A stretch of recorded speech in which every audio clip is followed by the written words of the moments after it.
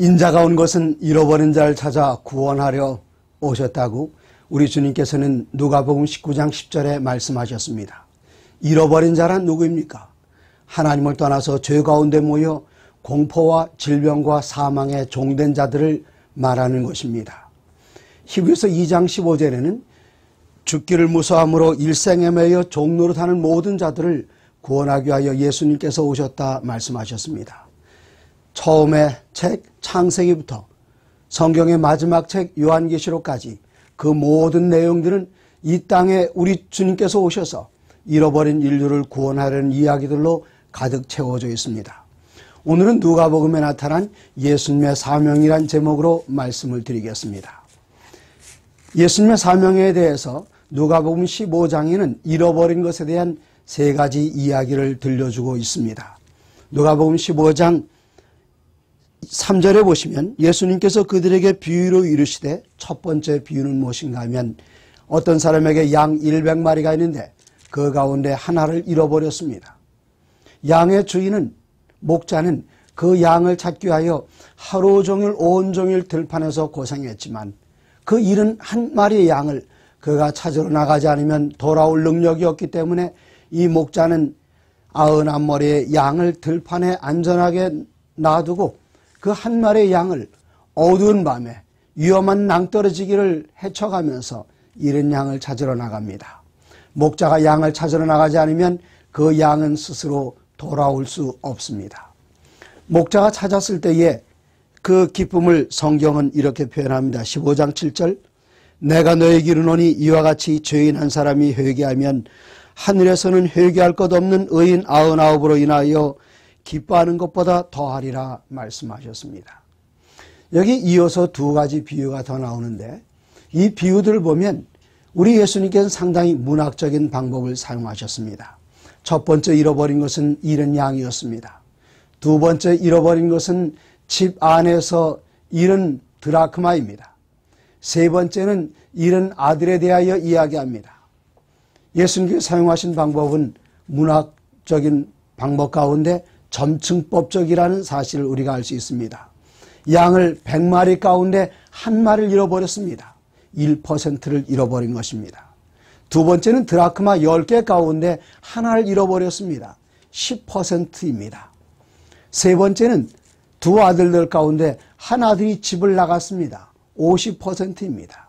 어쩌면 그 모든 영혼들의 가치도 다 중요하지만 정서적으로 느끼는 것에 대한 그 중요성을 예수님께서는 그렇게 표현하셨던 것 같습니다. 이 양은 들판에서 잃어버렸습니다. 잃은 드라크마라는 집 안에서 잃어버렸습니다. 아들은 집 안에 있다가 스스로 바깥을 향하여 나갔습니다. 첫 번째 잃어버린 이 양은 주인으로부터 떠나면 안 된다는 사실을 주인의 보호를 절실하게 느끼는 그런 상태였습니다. 누군가 찾으러 나가지 않으면 돌아올 수 없는 그런 상태에 있는 양이었습니다. 드라크마란 어떻습니까? 그는 자기 자신이 스스로 잃어버렸다는 사실을 깨닫지 못하는 그러한 존재였습니다. 그러나 아들은 잃어버릴 것에 대한 필요 이런 것 전혀 느끼지 않고 스스로 집을 나간 이야기입니다. 이 양은 누군가 찾으러 나가지 않으면 돌아올 능력이 없습니다. 우리 주위에는 그리스도 예수를 알지 못하는 사람들, 구원의 필요를 절박하게 느끼지만 어떻게 그 구원을 찾아야 할지 알지 못하는 사람들로 가득 채워져 있습니다.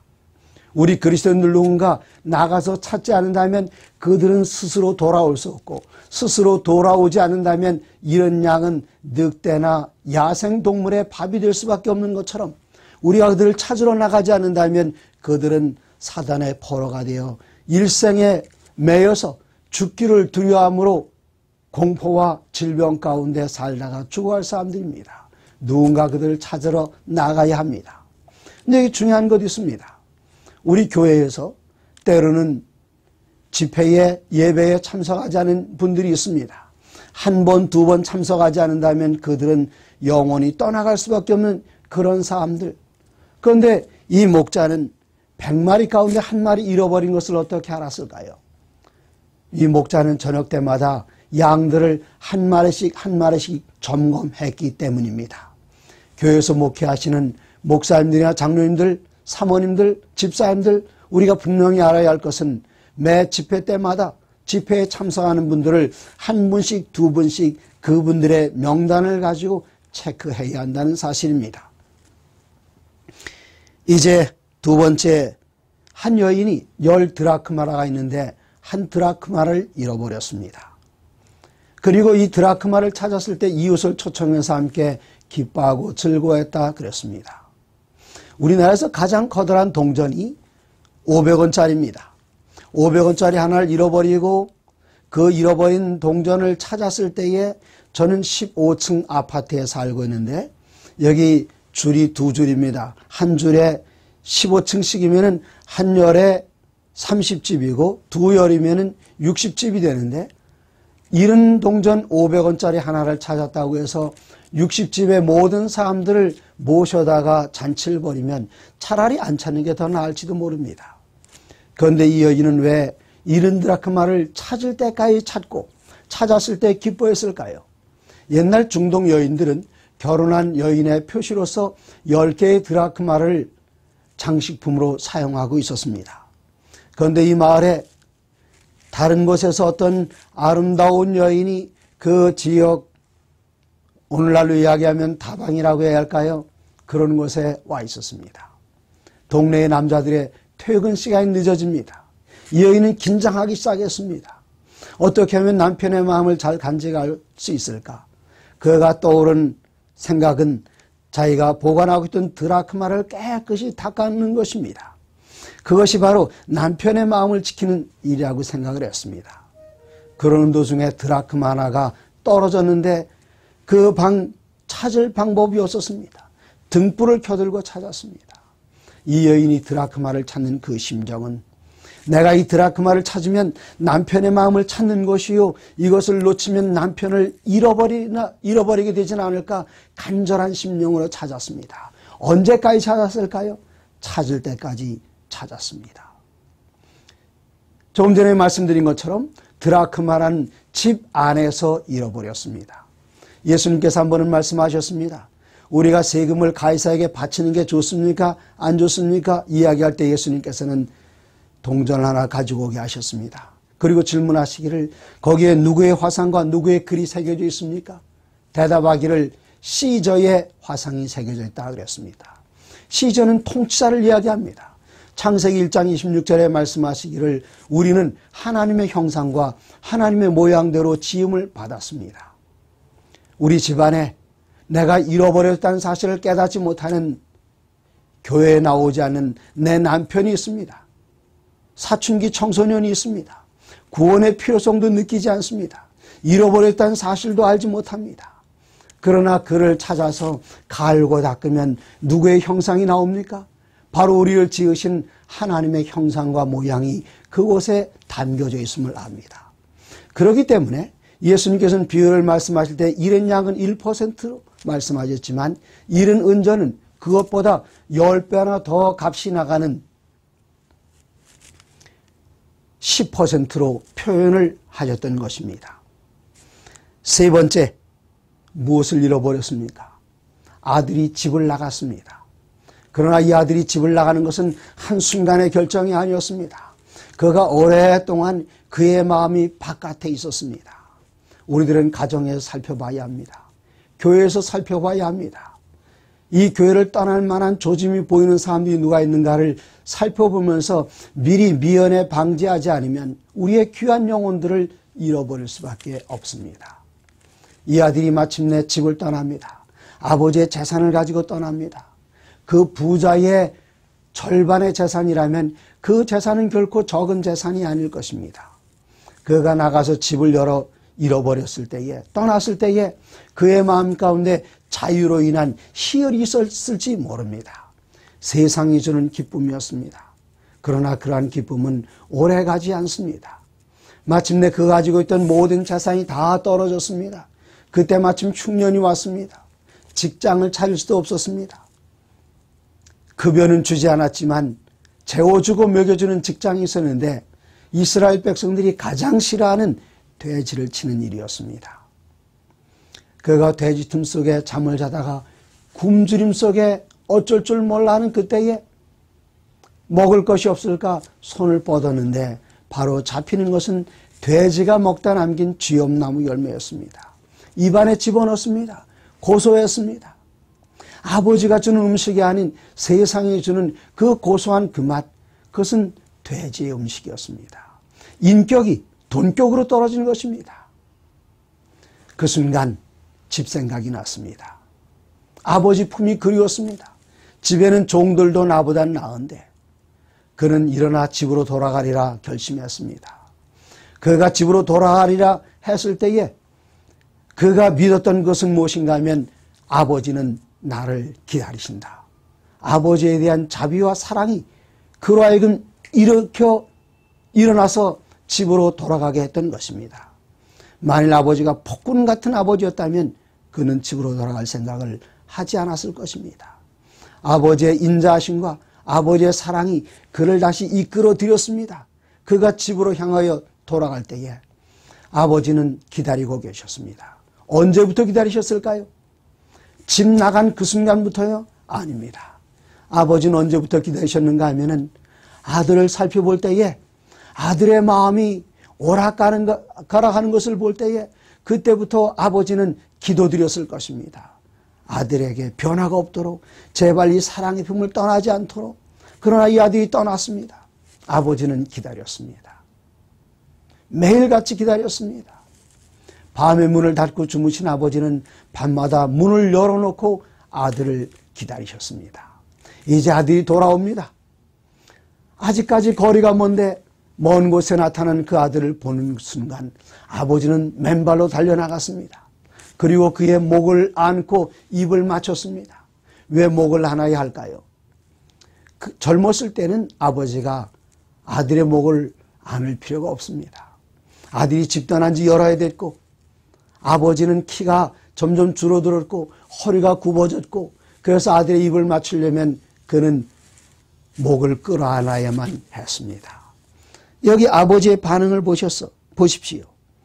아버지가 돌아올 때에 아들이 돌아올 때에 아버지는 누가복음 15장 22절에 종들에게 이르되 집에서 제일 좋은 옷을 내어다가 입히라. 옷을 입힐 때에 아버지는 아들에게 그 옷 벗으라 말씀하지 않으셨습니다. 있는 그대로 아들을 영접하고 아들에게 내가 가지고 나갔던 내 재산이 어떻게 되었느냐 아버지는 묻지 않았습니다. 돌아온 아들 조금 더 불편하지 않게 해주셨습니다. 있는 그대로 영접하셨습니다. 그의 실수를 언급하지 않으셨습니다. 그의 더러운 옷을 벗기지 않으셨습니다. 목욕시키지 않으셨습니다. 있는 그대로 받아주시고 가장 좋은 옷을 입히셔서 그의 부끄러움을 가리우셨습니다. 두 번째, 손에 가락지를 띄우라 하셨습니다. 손에 가락지, 이것은 장식품이 아닙니다. 아버지의 재산권을 행사할 수 있는 것이었습니다. 아버지가 재산을 다 큰아들과 작은아들에게 나눠주는데 무슨 재산이 있을까요? 옛날 중동의 상속법은 오늘날 우리의 상속법과는 다릅니다. 아버지가 살아계실 때에 재산을 자식들에게 상속하면 모든 재산은 자식의 것입니다. 그러나 아버지가 살아있는 동안 아버지가 상속해 준 재산에서 나오는 소출은 아버지의 것입니다. 좀 이상하지 않습니까? 큰아들에게 밭을 줬어요. 그 밭은 큰아들 것입니다. 그런데 밭에서 나오는 소산물은 아버지의 것입니다. 아버지가 큰아들에게 양을 줬습니다. 양은 큰아들 것입니다. 그러나 양이 새끼를 낳으면 그것은 아버지에게 속한 것입니다. 작은아들이 떠나 있는 동안 여러 해가 흘러갔습니다. 형은 여전히 모든 아버지의 재산을 가지고 있었지만 거기서 나온 소출은 아버지의 것이었기 때문에 그동안 아버지의 부는 축적이 되어 있었습니다. 작은아들이 떠나가 있는 그 긴 기간 동안 아버지의 재산은 많이 늘어났습니다. 작은아들이 돌아올 때에 아무것도 갖고 들어오지 않았습니다. 아버지는 손에서 가락지를 빼어서 아들에게 아낌없이 끼워줬습니다. 이제 모든 재산은 형이 가지고 있는 재산에 의해 그동안 아버지가 축적해놨던 모든 재산은 이제 작은 아들의 것이 되었습니다.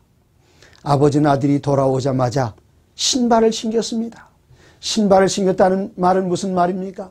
종들은 신을 신지 않았습니다. 아들은 아버지여, 제가 이 집의 아들이라 칭함을 감당하지 못하겠습니다. 종으로 삼아 주시옵소서. 아버지가 그 낌새를 알아차렸습니다. 아들이 그 말 나오기 전에 입맞춤으로 그 입을 봉쇄해버렸습니다. 그리고 신을 섬겼습니다. 넌 우리 집의 종이 아니다. 너는 우리 집의 당당한 아들이다. 그리고 그날 이 집에서 누가 제일 불행했는지 아십니까? 살찐 송아지가 그날 죽임을 당했습니다. 돌아온 아들을 위해서 아버지는 잔치를 벌였습니다. 아버지의 기쁨입니다. 이때 밭에 나가서 일하던 형이 돌아옵니다. 전에 집에서 듣지 못한 소리가 들렸습니다. 노랫소리가 들렸습니다. 풍악소리가 들렸습니다. 웬일이냐? 종들이 나와서 말하기를 작은 도련님이 돌아오셨습니다. 작은 도련님이 누구냐? 큰 서방님의 아우님 말입니다. 아들이 화가 났어요. 집에 들어오려고 하지 않습니다. 아버지가 다시 바깥으로 나와서 큰아들 영접해 들어갑니다. 죽었던 아들이 살아 돌아왔다고 이야기했습니다. 여기 15장 32절에는 이 내 동생은 죽었다가 살아났으며 부활한 것처럼 아버지에게는 그 기쁨이 있었습니다. 내가 잃었다가 얻었기로 우리가 즐거워하고 기뻐하는 것이 마땅하도다. 여기서 우리들은 또 점층법적인 구조를 봅니다. 잃은 양을 찾았을 때에 하늘에서 기쁨이 있다 그랬습니다. 잃은 은전을 찾았을 때에는 천사들 앞에 기쁨이 있다 그랬습니다. 집 나간 아들이 돌아왔을 때는 우리가 아버지와 아들에게 기쁨이 있다 그랬습니다. 하늘 전체 그리고 천사들 그리고 하나님 아버지 앞에 기쁨이 있는 것, 우리 주님께서 사용하시는 이런 문학적인 활용은 정말 놀라움을 금치 못하게 합니다. 우리 주님께서 왜 오셨을까요? 바깥에서 잃어버린 사람들 찾으러 오셨습니다. 왜 오셨습니까? 집 안에서 잃어버린 구원의 필요를 느끼지 못하지만 우리가 찾을 때 하나님의 형상을 회복하는 사랑하는 내 남편, 사랑하는 내 가족, 아내, 자녀들, 믿지 않은 부모님들을 구원하는 일이 가정에서 있어야 할 것을 주님께서는 말씀하셨습니다. 아버지께서는 기다리십니다. 집 나간 아들을 기다리고 계십니다. 예수님의 구원하신 이야기는 계속됩니다.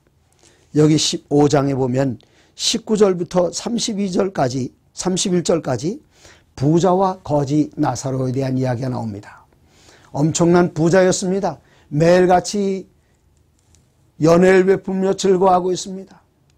가난한 거지 나사로는 그 집에서 상에서 떨어지는 것을 먹고 몸에 난 상처에 헌대는 개들이 핥았습니다. 둘이 다 죽었습니다. 이 가난한 나사로는 하늘에 가서 아브라함의 품에 안겨 있고 부자 나사로는 저 음부에서 불구덩이 속에서 고생하고 있습니다. 여기 부자가 아브라함에게 이야기합니다. 아버지, 나사로를 보내셔서 저를 좀 도와주십시오. 목말라 죽겠습니다. 손가락에 물 한 방울 축여서 제 목을 좀 서늘하게 해 주십시오. 이때 아브라함 말하기를 너는 살아있을 때 부자로 잘 살았지 않았느냐? 이 사람은 가난하게 살았다. 이런 낙을 누리는 게 합당하다. 왜 이런 비유를 말씀하셨는가 하면 옛날 이스라엘 사람들은 부자는 그냥 부자가 아니라 구원받을 만한 자격이 있고 착한 일 많이 했기 때문에 부자라고 생각을 했고 가난한 사람들은 게으르기 때문에 하나님의 축복에서 멀리 떠났기 때문이라고 그런 생각을 했습니다. 이때 아브라함의 대답이 무엇인지 보십시오. 여기 28절에 부자는 이야기합니다. 내 형제 5이 있으니 그들에게 나사로를 보내셔서 그들로 이 고통받는 곳에 오지 않게 해주십시오. 주목하시기 바랍니다. 29절 아브라함이 이르되 그들에게 모세와 선지자들이 있으니 그들에게 들을지니라. 죽은 사람이 가서 증언하는 것 그것이 중요한 것이 아니다. 이적이나 기적 그것을 의지하지 말라. 마땅히 율법과 증거의 말씀을 쫓을지니 저들의 말하는 바가 율법과 증거의 말씀에 맞지 아니하면 정령이 아침빛을 보지 못하겠다고 이사야 8장 20절에 기록이 되어 있습니다. 죽은 사람이 살아나서 증언하는 것 엄청난 증언입니다. 그러나 그것은 결코 중요하지 않다. 그래도 믿지 않을 사람들은 믿지 않을 것이다. 가장 좋은 구원의 방법은 무엇인가 하면 하나님의 말씀, 율법과 증거의 말씀, 선자의 기록, 그것이 중요하다고 이야기했습니다. 그런데 여기 부자는 우깁니다. 이르되 그렇지 않습니다. 아버지 아브라함이여, 만일 죽은 자에게서 그들에게 가는 자가 있으면 회개할 것입니다. 이때 아브라함은 이야기합니다. 모세와 선자들에게 듣지 아니하면 비록 죽은 자 가운데서 살아나는 자가 있을지라도 권함을 받지 아니하리라. 이 이야기에 가장 중요한 것은 무엇입니까? 이것은 영혼불멸을 이야기하는 내용이 아닙니다. 다만 비유입니다. 그러나 비유 가운데 중요한 교훈은 무엇인가 하면 죽은 사람이 살아나서 증거하는 이런 기적, 그런 것이 중요한 것이 아니라 가장 중요한 것은 말씀으로 돌아가서 살아있을 때에, 죽은 다음이 아니라 살아있을 때에 말씀을 통해서만 우리가 구원받을 수 있다는 사실을 우리 주님께서는 명명백백하게 증언해 주고 계십니다. 그렇기 때문에 여기 히브리서 3장 13절에는 오직 오늘이라 일컫는 동안에 죽은 다음이 아닙니다. 영혼불멸의 함정은 무엇입니까? 오늘 믿지 않아도 좋아. 괜찮아. 나중에 천천히. 그러다 죽으면 어떻게 합니까? 죽어도 괜찮아. 영혼은 불멸하는 것이니까. 그러나 성경은 영혼 불멸을 절대로 지지하지 않습니다. 히브리서 3장 13절 오직 오늘이라 일컫는 동안에 매일 피차 권면하여 누구든지 죄의 유혹으로 완고하게 되지 않도록 주의하라, 그렇게 말씀하셨습니다. 오직 오늘입니다. 그리고 오직 말씀으로만 우리의 믿음을 세울 수 있고 구원받을 수 있는 것입니다. 누가복음 18장으로 넘어가면 여기에 한 맹인이 구원받는 이야기가 나옵니다. 예수님께서 여리고로 가실 때에 수많은 사람들이 따라옵니다. 맹인이 길거리에 앉아서 구걸을 하다가 듣는가 갑자기 시끄러워집니다. 지나가는 사람들을 붙들고 왜 이렇게 시끄럽습니까? 사람들이 말하기를 나사렛 예수께서 지나가신다 이야기했습니다.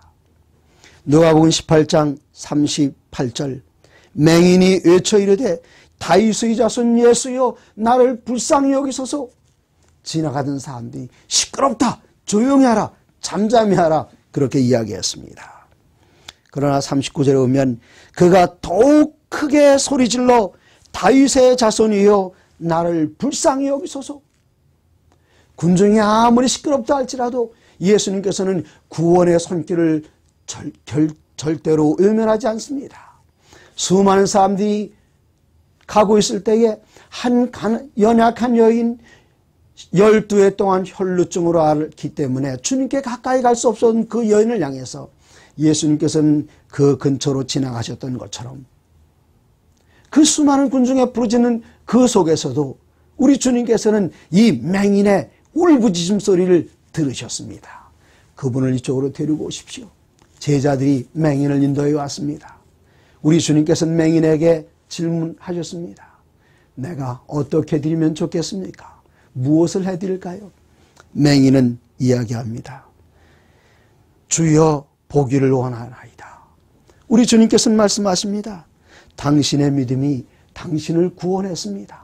그 순간 이 사람의 눈이 번쩍 띄어졌습니다. 그리고 하나님께 영광 들렸습니다. 사람들은 그를 향하여 잠잠하라 외쳤지만 그는 더욱 크게 소리 질렀습니다. 한 번 찾아오는 이 구원의 기회를 절대 놓치면 안 됩니다. 물실혹이라는 말이 있지요. 고린도후서 6장 2절에는 보라 지금은 은혜 받을 만한 때요 보라 지금은 구원의 날이로다. 구원의 날을 내일 찾지 마시기 바랍니다. 바로 오늘 이 자리에서 이 맹인은 다른 곳에서 눈을 뜨지 않았습니다. 바로 주님 만난 그 자리에서 다음으로 미루지 않았습니다. 바로 그 순간 이 자리에서 오늘 우리가 그리스도 예수를 구원의 구주로 영접하고 영원한 생명을 얻어야 한다면 그곳은 바로 이 말씀을 듣고 계시는 이곳입니다. 그 때는 언제인가 하면 내일이 아니라 오늘 이 시간인 것을 잊지 마시기 바랍니다. 여기 사회적인 약자였던 맹인이 구원을 받았습니다. 또 다른 사회적인 약자가 있습니다. 그는 부유한 사람이었고 지위가 높은 사람이었지만 그의 인격과 사회적인 평판에 있어서는 약자였습니다. 여리고로 들어가셨을 때에 거기에 뽕나무가 있었습니다. 삭개오라는 키 작은 세리장이 기어 올라갔습니다. 왜 올라갔을까요? 키가 작아서라고 많은 사람들이 이야기합니다. 그럴까요? 그렇지 않습니다. 그가 아무리 키가 작다 할지라도 예수님을 볼 수 있었습니다. 문제는 무엇인가 하면 예수님 가까이 있는 사람들이 예수님을 가리고 있었기 때문입니다. 먼저 믿는 자든 우리들은 다른 사람들이 예수님을 똑바로 볼 수 있도록 예수님을 가리는 일들이 없어야겠습니다. 우리가 어떻게 예수님을 가릴까요? 우리들의 불성실한 삶, 우리들의 건전하지 않고 경건하지 않은 삶, 이런 것들이 예수님을 가리고 맙니다. 또는 우리 주님께 너무나 가까이 있어서 주님을 독차지하려고 할 때에 예수님을 가립니다. 삭개오는 예수님을 너무나 보고 싶어서 뽕나무 위로 올라갔습니다. 예수님은 그의 마음을 아셨습니다. 그냥 다른 곳으로 돌아가실 수도 있었지만 예수님께서는 뽕나무 아래로 가셨습니다. 그리고 삭개오를 향하여 말씀하셨습니다. 삭개오 선생, 내려오십시오. 삭개오는 감동받았습니다. 저분이 내 이름을 기억하시다니. 이때 예수님께서는 제가 이 여리고에 오늘 쉴 만한 곳이 있었으면 좋겠는데 대개 빈 방이 있으면 혹시 쉴 수 있겠습니까? 삭개오는 더 큰 감동을 받았습니다. 모든 사람들이 다 알고 있는 죄인 중에 죄인인데 내게 오시다니, 이 죄인을 영접하시다니. 그는 부지런히 내려와서 예수님 앞에 엎드려서 선생이시여, 오늘 제 재산의 절반을 가난한 사람들에게 주겠습니다. 예수님께서는 그에게 돈을 달라고 한 적이 없습니다. 그러나 그의 마음이 예수님의 사랑에 녹아졌을 때에 그가 가지고 있던 것을 기쁨과 즐거움으로 자원하여 내놨습니다. 그뿐만이 아니었습니다. 제가 혹시 실수로 남의 것을 가져온 것 있다면 재산에 그것의 4배를 갚겠습니다. 구원받은 사람의 자연스러운 반응이요 특징입니다. 이제 마지막으로 우리 주님께서 구원하신 한 감동적인 이야기가 하나 더 나타나고 있습니다. 누가복음 23장입니다. 예수님께서는 마침내 십자가 위에 달리셨습니다. 양쪽에는 강도들이 있었습니다. 한쪽 강도는 당신이 만일 하나님의 아들이거든 내려와 보시오. 그리고 우리를 구원해 보시오. 그러나 다른 쪽 강도는 달랐습니다. 내가 동일한 정죄를 받고서도 하나님을 두려워하지 않느냐?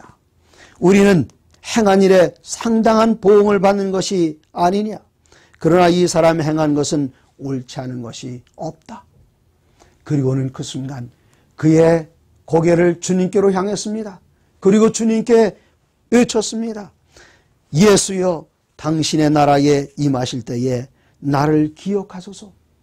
그가 숨을 거두기 전, 십자가에서 죽기 전 마지막 순간 그리스도 예수를 붙들었습니다.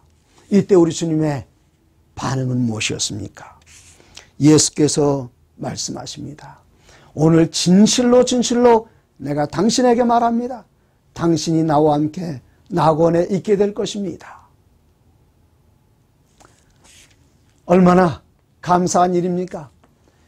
이 행악자였던 강도였던 이 사람은 십자가 위에서 마지막 순간 숨이 넘어가기 그전 그는 한 번도 착한 일을 해본 적이 없는 그 사람, 그의 행위로는 절대로 구원받을 수 없는 그 사람, 그러나 그가 주님을 향해서 구원의 손길을 내뻗었을 때에 예수님께서는 그의 손을 내밀어 그를 붙드셨습니다.